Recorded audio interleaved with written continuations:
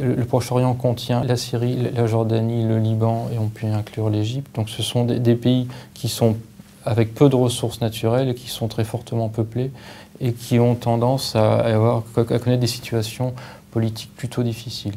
On peut ensuite avoir un deuxième groupe de pays qui sont les pays du Golfe, essentiellement les pays du GCC, et ensuite un dernier pays qui est un peu un ensemble à lui tout seul, qui est l'Iran, et qui est assez différent des autres pays, à la fois producteurs de pétrole et des pays du Proche-Orient, au sens où c'est un pays qui est à la fois très peuplé, c'est un pays qui a des ressources naturelles importantes, c'est un pays qui connaît aussi une situation politique relativement difficile, mais à la différence des autres pays, c'est un pays qui a une économie assez diversifiée.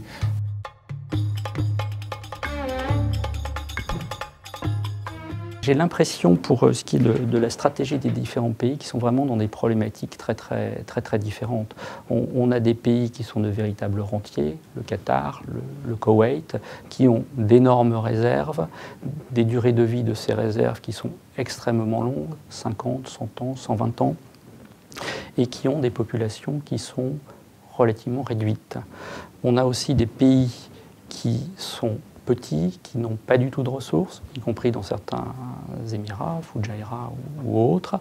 Des Émirats qui ont épuisé pratiquement d'ores et déjà leurs réserves, Dubaï, Sharjah, qui ne produisent plus que quelques dizaines de milliers de barils jour, quand je suis assez optimiste, et qui se sont déjà posé les problématiques de l'après-pétrole il y a 10 ou 15 ans.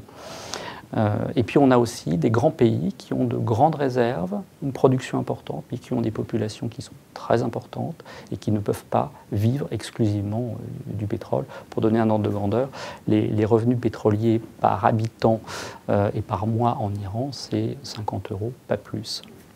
Les revenus par habitant et par mois, parce que je trouve que c'est une grandeur plus parlante que par an, ça va de 5 € par habitant dans des pays comme le Yémen ou la Syrie à 2200 pratiquement dans des pays comme le Qatar.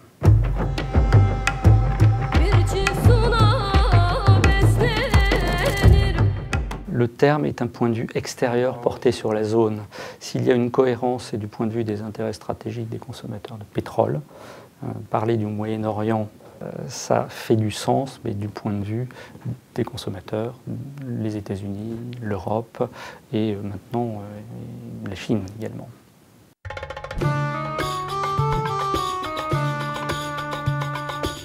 Pourquoi est-ce que c'est intéressant ? Je dirais que parce que pour moi, suivre le marché du pétrole, ça requiert des compétences différentes. Il faut être un bon économiste, il faut s'intéresser à la géopolitique, il faut s'intéresser à la technologie, géologie et autres sujets dérivés. Et puis il y a aussi une petite dimension météorologique qu'il faudrait pouvoir maîtriser aussi.